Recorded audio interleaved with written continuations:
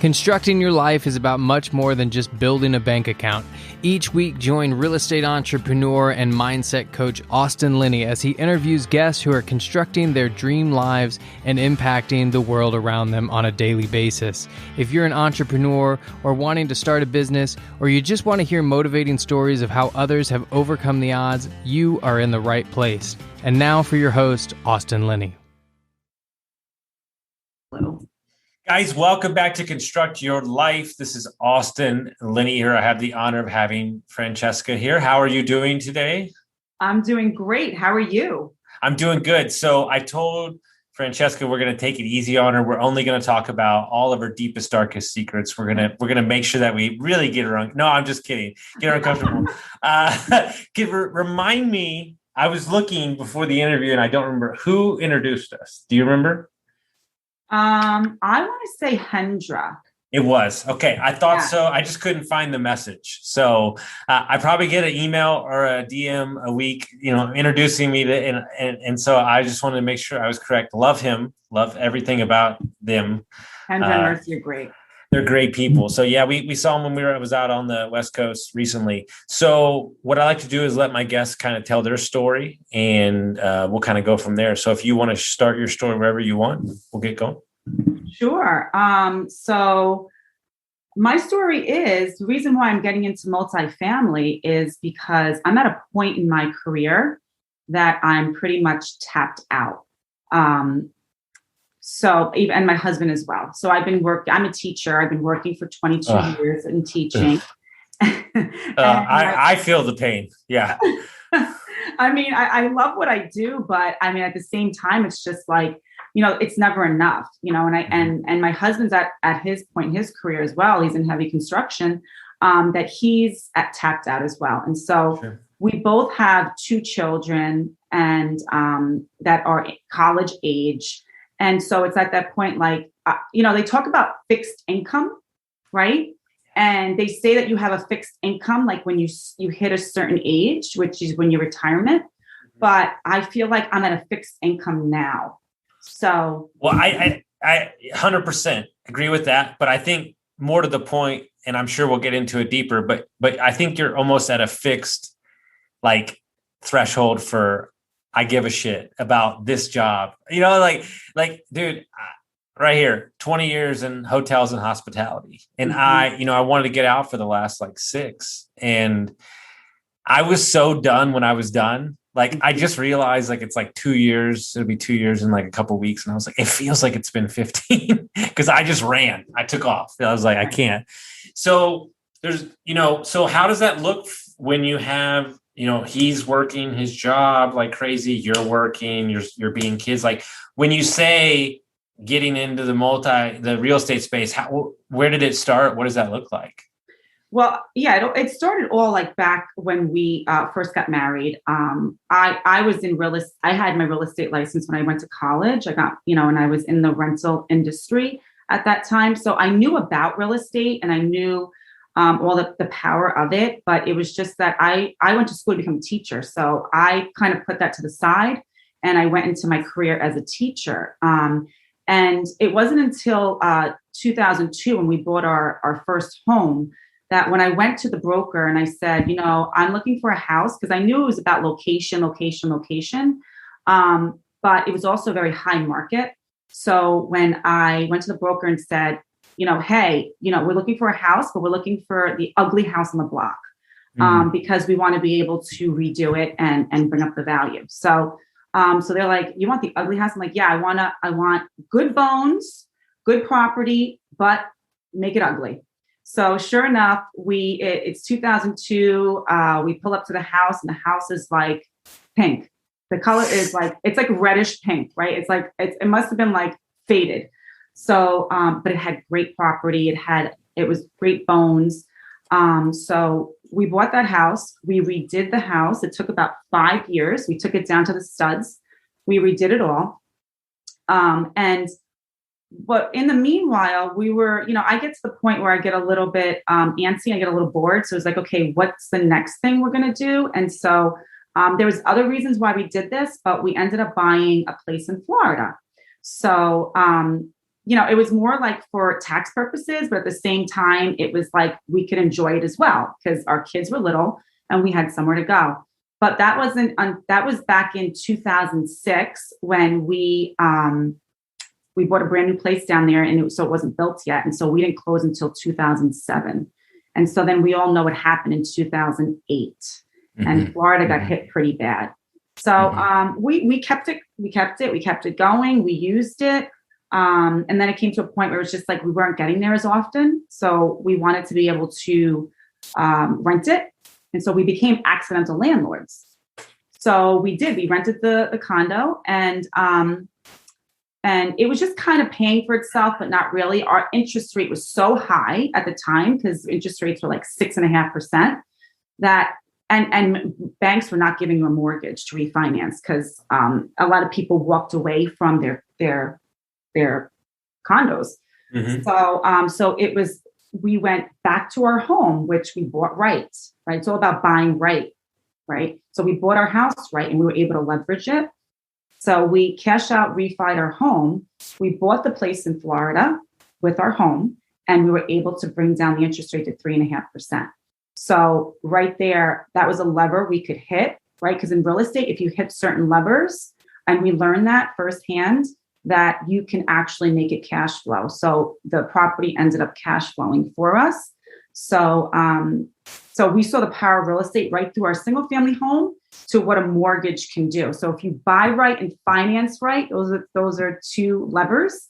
It will always pay out. And so our single family house that we owned paid out for, like, I want to say a mistake we made, but we learned from it. We learned a lot from that one place. So that's how we got started in learning that there was a power in real estate and what a cash flow felt like. And so in turn, we had some pain points as far as, like I said, we only made so much. We were at our threshold. So it was like, how can we create this passive income that we're getting now? And how can we create it multiple times? And so it was like a large multifamily. Like we knew duplexes because we knew what it was like to have one. It was like when we were empty, we were 100% empty. Like if there was no tenant, we were 100% no tenant. So duplex, 50%. So it's like, how can we do it where it's in a larger scale? And that was in a commercial multifamily space.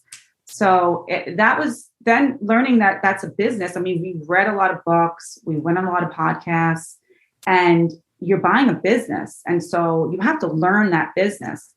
And in order to do it, we just wait. Yeah. Watch me work. I've been waiting to. In order to do that, you join Jake and Gino's community, right? Well, you know how I got it?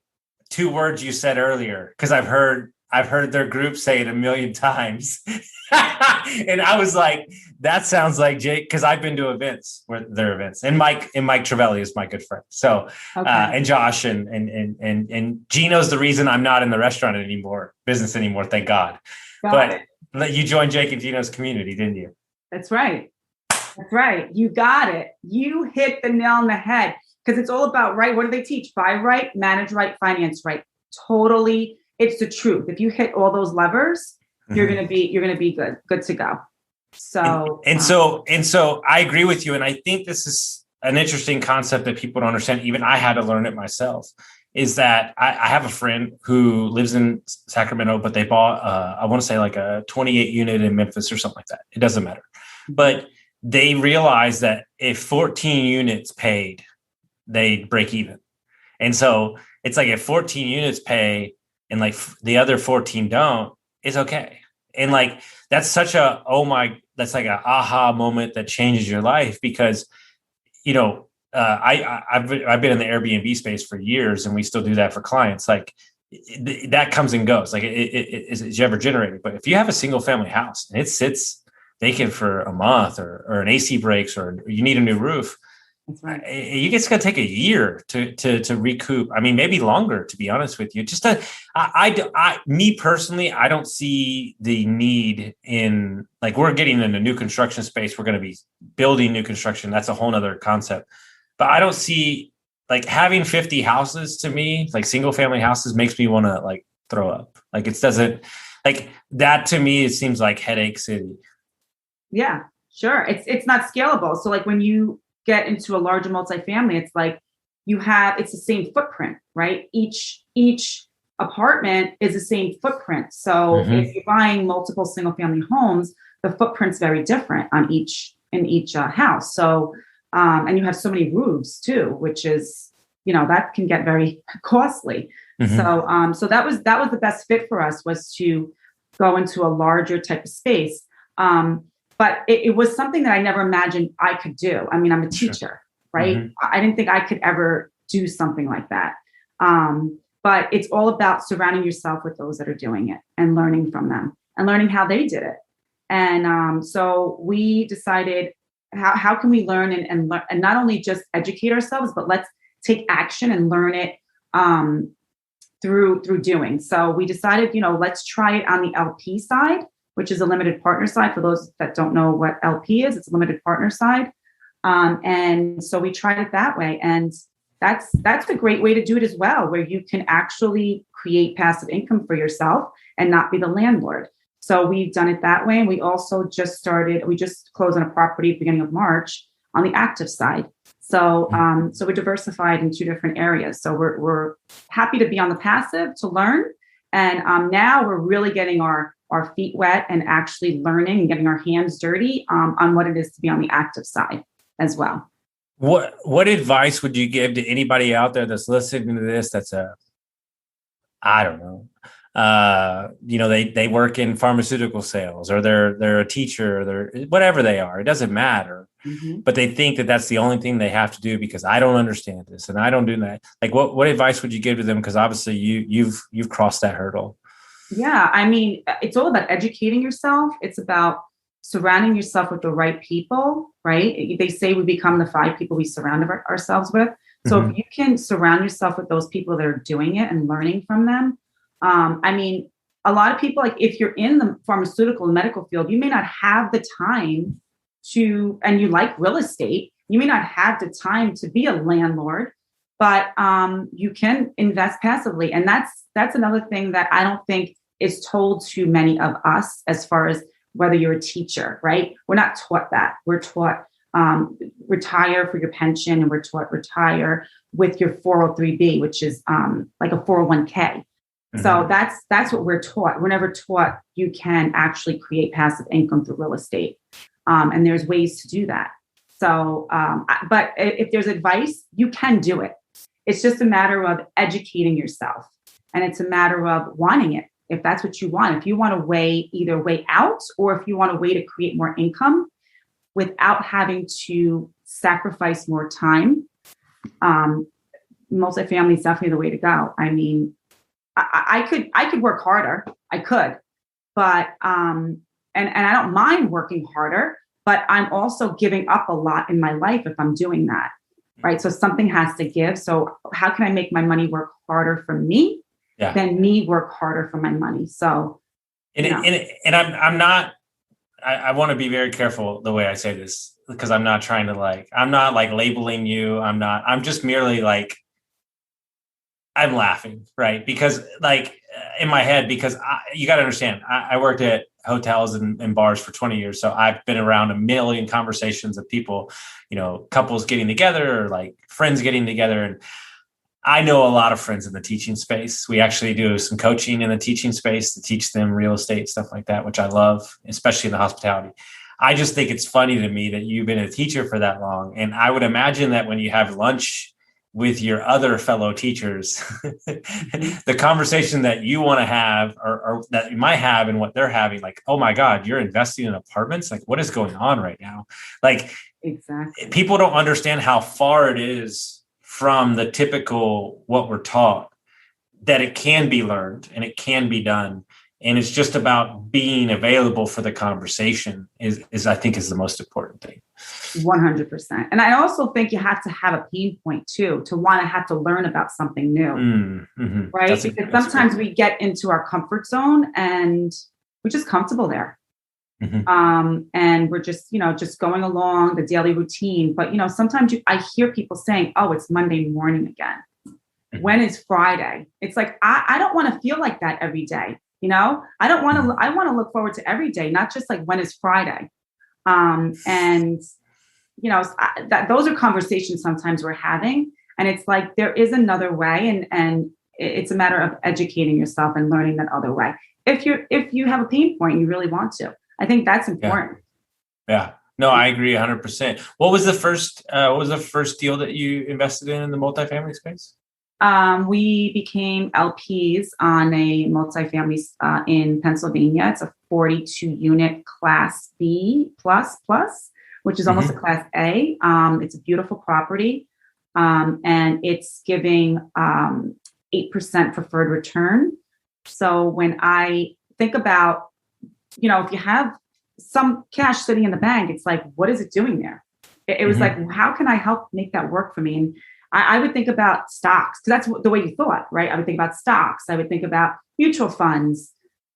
But then I couldn't put my head down at night, right? I was just like, is it going to be there? It's doing great now, but is it going to be there tomorrow? So that's the fear. I don't like that feeling.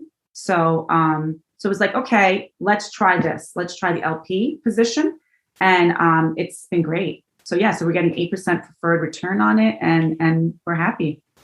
And so anybody that doesn't fully understand that in a situation like that, you are trusting. So an operator has a property and they've got a property management company, and they're saying, hey, listen, this is what we're going to do with it. We need so-and-so. Typically it's $50,000 is the minimum, whatever you want to put in. And then you get a percent of the deal, and then you get your preferred return. But I just want to double check. Do you also get tax benefits from investing in the deal as well too? Or is that only a syndicator gets those? Do you know anything about that? Am I off base? Sure, you do. You get tax benefits. Okay. Absolutely. Yeah. Yeah. And so there's multiple ways that money makes returns for you. And I think that's what's exciting.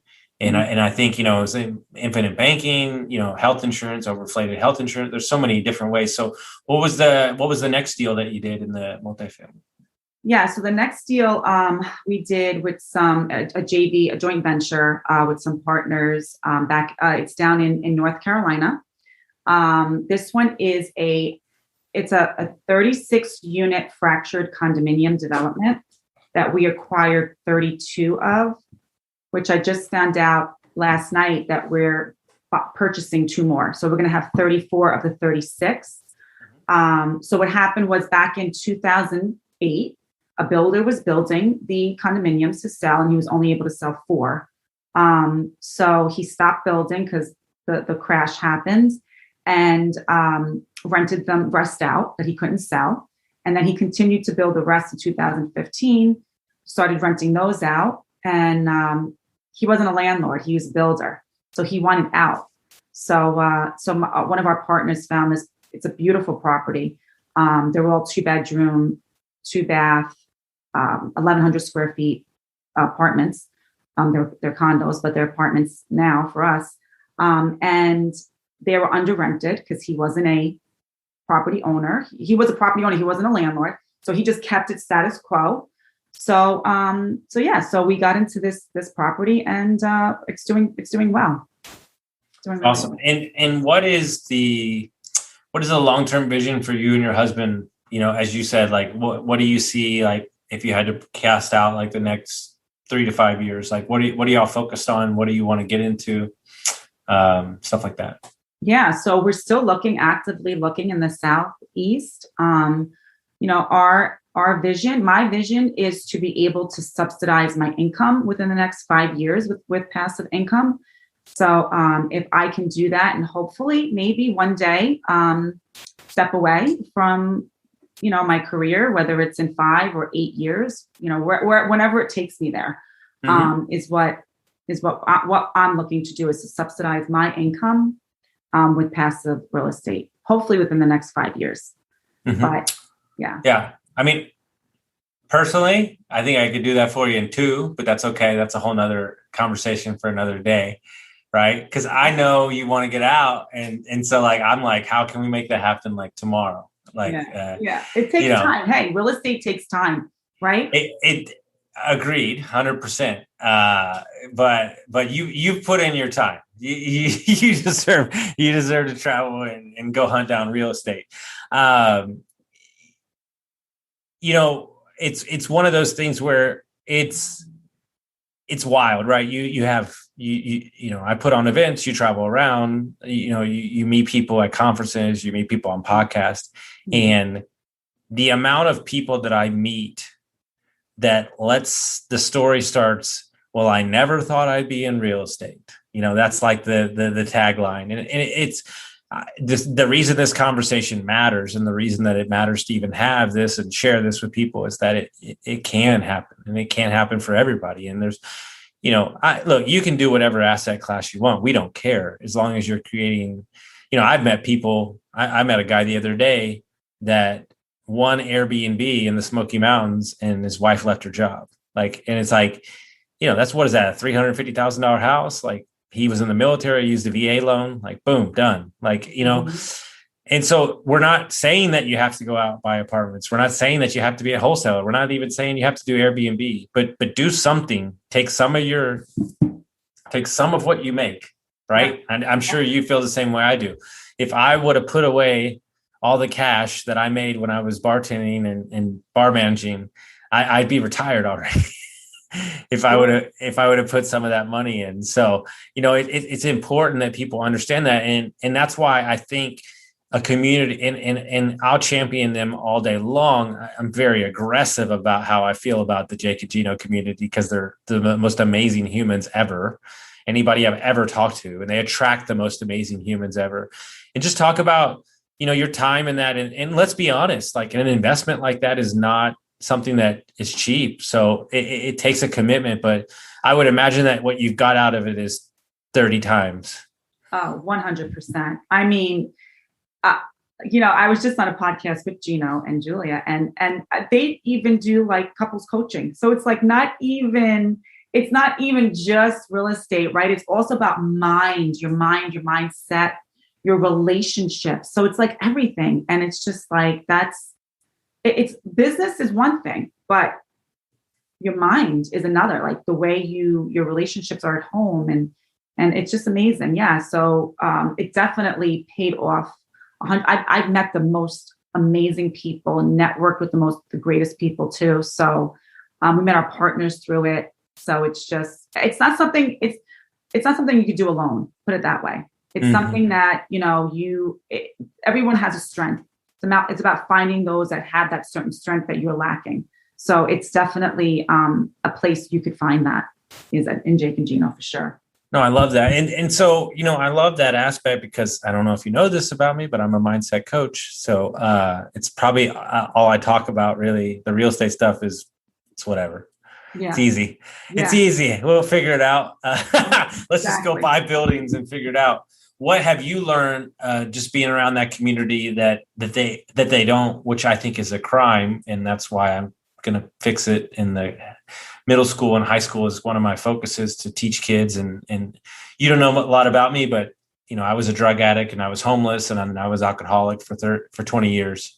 So I've been sober for 2.5 years. So a lot of the work we do for charity is in the recovery space, and to see those people thrive and stuff. And I know what mindset's done for me. So I champion all that work. And so just being around those people and stuff they don't teach probably in the corporate world, like, what have you learned about just kind of like yourself, right? Like that you're even surprised about things that you've learned about the mind and everything.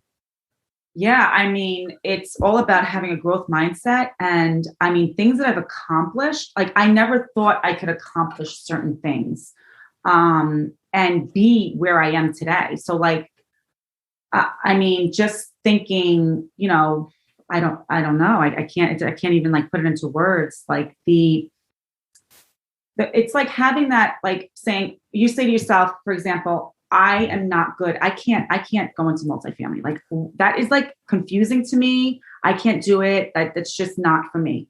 But if you have that mindset is how can I do it? How can I learn it? Right. And how can I achieve this? Then that's having a growth mindset. So I know, and they talk about gremlins in your head, say, no, you can't.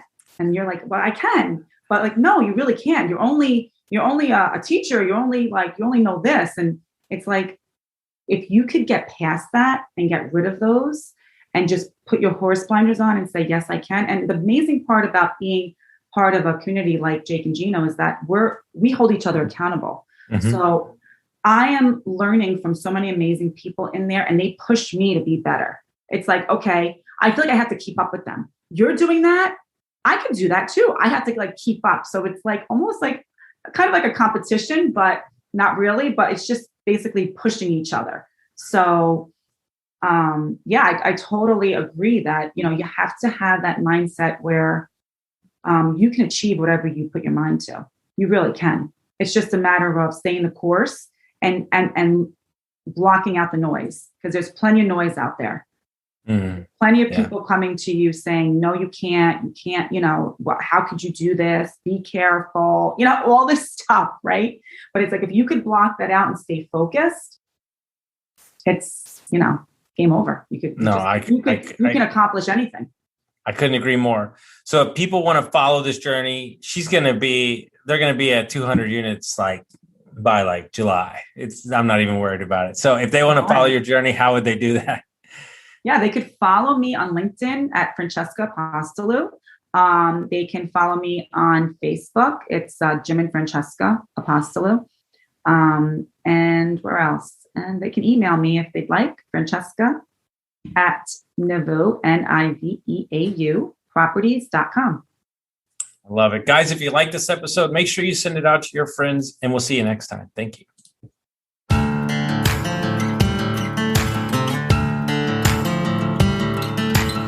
Thank you for listening to Construct Your Life with Austin Linney. If you enjoyed this episode, be sure to rate, review, subscribe, and pay it forward by sharing with a friend. Most importantly, take this opportunity to start constructing your life by taking immediate action on what you learned. For show notes, resources, and more information on one-on-one coaching with Austin, visit constructyourlifepodcast.com.